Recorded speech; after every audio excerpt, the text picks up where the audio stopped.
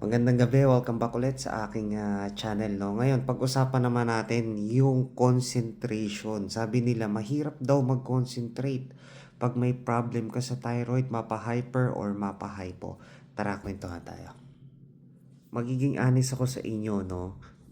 Based sa experience ko, no? For me, yes. Mahirap mag-concentrate, lalo na nung hyperthyroid pa ako, no? Parang ang dami mong iniisip, ang dami mong gustong gawin agad, parang may isang bagay kang naisip, ang gusto mong gawin, pag ginawa mo yung bagay na yun, tapos lahat, halimbawa gusto ko magluto, o kaya pag nagluto ako, dapat nakapagsaing na ako, dapat nakahugas na rin ako. Parang gusto mo gagawin mo lahat. So may mga ganun tayong pagkakataon, no? Pagdating naman sa concentration, nung hyperthyroid kasi ako, nag-aaral ako noon, nasa graduate school ako. For me, yes. No, kasi kailangan mo mag-review, kailangan mong mag-submit ng mga kailangan mo mag-isip, no? So, para sa akin, yes, mahirap. Okay? May mga pagkakataon na kailangan ko muna siyang i-stop. O, sige, pahinga ako after 1 hour, 2 hours, bago ko siya ituloy. Kasi hindi ako comfortable ituloy or gawin yung ginagawa ko para sa school, no? So, nahihirapan ako. Tapos, sabi nga ni Endo, affected kasi yung fight and flight natin, no? May mga pagkakataong hindi mo na digest kung ano yung nire-review mo or kung ano yung binabasa mo. May mga pagkakataong ganon. So, pagka ganon, calm down or i-relax mo lang yung sarili mo, yung isip mo, no? Saka mo ulit ituloy yung ginagawa mo. So, nakakatulong yung ganon. Dahil usapang concentration tayo, may mga pagkakataon kahit sino sa inyo dyan na nanonood, no?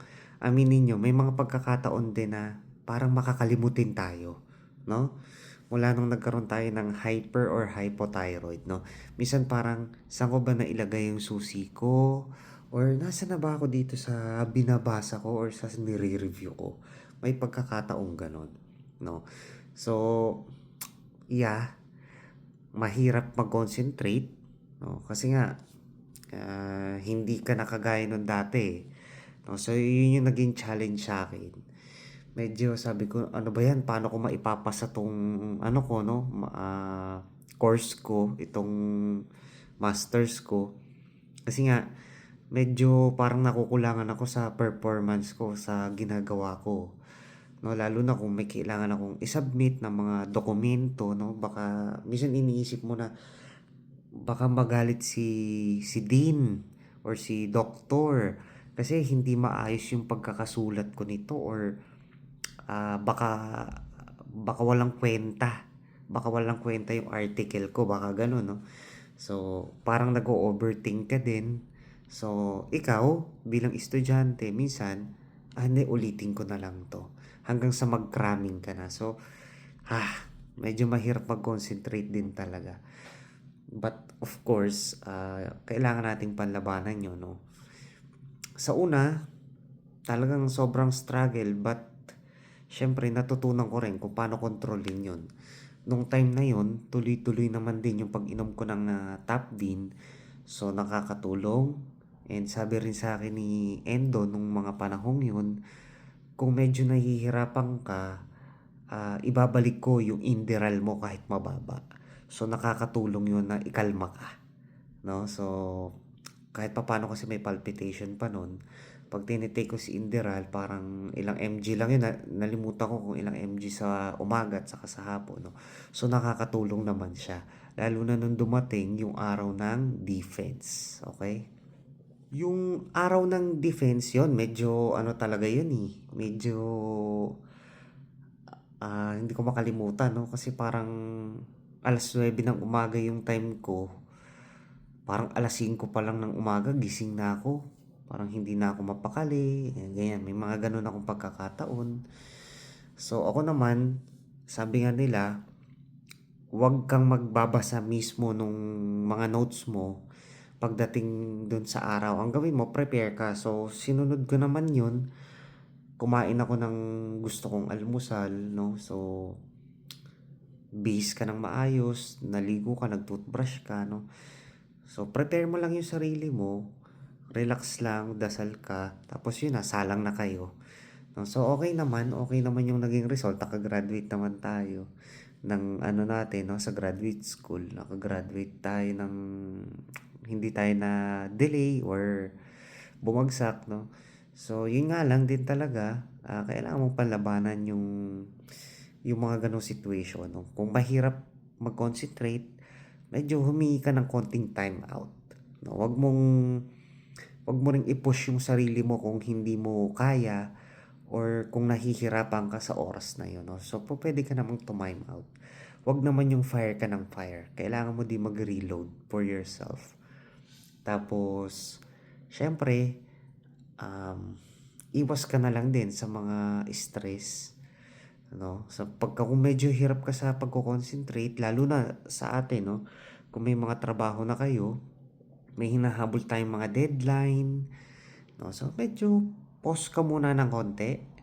Once na maging okay ka na, tuloy mo lang. No? Pero kasi syempre nga naman, deadline is deadline eh. No? Pag nalampasan ka nun, well, talagang nagmamatter siya, no? But for me, ilang araw pa lang, plano mo na. Wag yung biglaan or ay hala deadline ko bukas so yun. No, so medyo plano tayo ng konti at magiging maayos naman yung lahat. Maliban sa nahihirapan akong mag-concentrate no, ipapasok ko rin ng konti yung medyo mabagal akong mag-digest nga.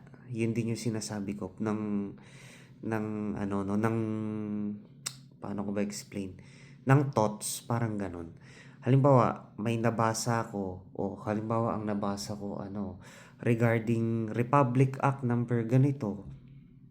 So, sabihin ko, ano ba yun? Hindi, ito yun eh. Ito yung nabasa ko kanina, no? So, parang medyo mabagal yung pag-receive ko ba ng, ano, ng information o nung nabasa ko. May mga pagkakataon akong ganun. Pero so far, ano naman, i-relax mo nga lang yung sarili mo, then try to read it again. Once na mabasa mo, intindihin mo lang, kahit 3, 5 beses, 10 beses, as long as na nababasa mo siya, papasok naman yun sa sistema mo, no? So, mababasa mo siya. So, huwag ka nang mag-alala. Ang technique lang doon, mag-pause ka lang, then inhale, exhale, relax, ulitin mo lang ulit yung dapat mong gawin. So, ganun lang. So, ayun, no, usapang concentration tayo. Sana nakapagbigay ako ng konting kaalaman or na-inspire ko man lang kayo sana, no? At saka konting ano lang din yun, konting tip ko lang sa inyo, no? Kung paano nyo ma-overcome yung kung nahihirapan kayo mag-concentrate. So, paano? Medyo madaldal na ulit ako. Salamat sa panonood at happy weekend! Friday night na ngayon at God bless everyone. Bye!